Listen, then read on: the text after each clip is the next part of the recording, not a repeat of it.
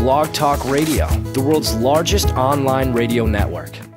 We've got Virginia, North Carolina, Florida, Ohio, Wisconsin, Iowa, Missouri, Colorado, and Nevada are all toss-up states.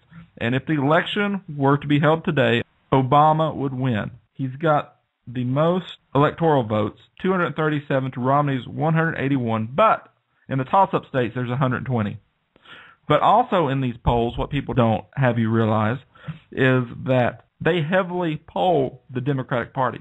When they say that it is tied 49 to 49 and however much percent is undecided, they outpoll Democrats more than they do Republicans or independents. And if you were to take the independents in this country, Mitt Romney is ahead by 16 points. 16 points. And independent voters are independent because they've seen what the president's done. Just in his first 1,000 days in office, our great president, Barack Obama, that totally froze in the debates. Totally froze. I mean, my goodness, what prep do you need? You are president of the United States. You know, and then we have that moonbat, Al Gore, goes on the air.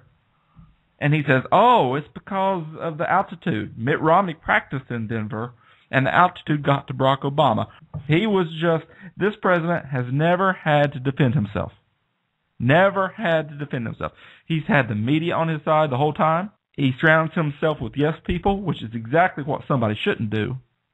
Heck, I'm in management, and I like to surround myself with people that will disagree with me. They know that when a decision's made, that our decision is our decision.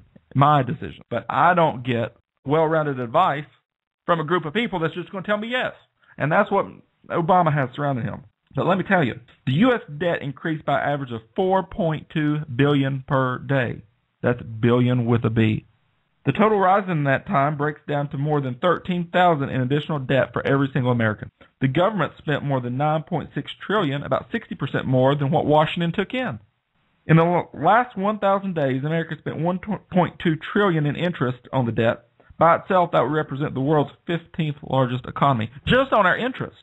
On the economic front, 2.2 million jobs have been lost. You know, you go down the street and you drive around the country, drive around your city, your town. You look at all these businesses that have been shut down.